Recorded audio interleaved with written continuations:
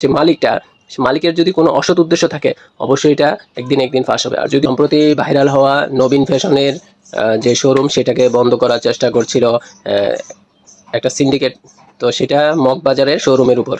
তাদের হয়তো আরও অন্যান্য জায়গায় আরও শোরুম আছে, কিন্তু তারা কম দামে জিনিসপত্র বিক্রি করছে, সাথে বিভিন্ন অফারও দিচ্ছে। সব কিছু মিলাই গ্রাহকদের কাছে ওদের এই অফারগুলো ভালোই লাগছিল বলে একদম জমাট হয়ে গিয়েছিল এবং মানুষের ভিড় বেড়ে গিয়েছিল, যার কারণে দেখা যায় যে আশেপাশে যারা ব্যবসায়ী আছে তাদের নাকি সমস্যা হচ্ছে। এই জন্য নবীন ফ্যাশনকে ডাইরেক্ট বন্ধই করে দিতে হয়েছে।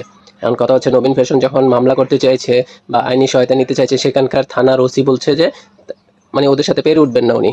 এমনও আছে উনি যদি কিছু করেন ওনাকে বদলিও করে দিতে পারেন। তো ওই ওসির বিরুদ্ধে অভিযোগ তুলেছে।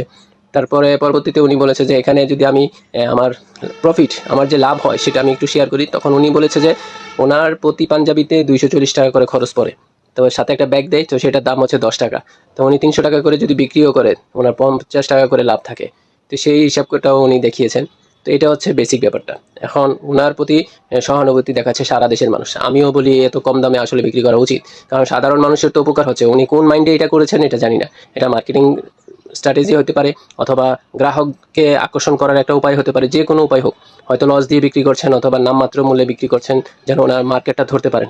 এটা ওনার পলিসির মধ্যে পড়ে, কারণ ব্যবসায় পলিসি অনেক কিছু হয়। এটা গেল একটা। কিন্তু এখন ফেসবুকে আবার দেখা যাচ্ছে যে একদল ওনার অতীত, ওনার কোনো টার্গেট আছে, ওনার কোনো অসৎ উদ্দেশ্য আছে, এইসবগুলো পোস্ট করতেছে।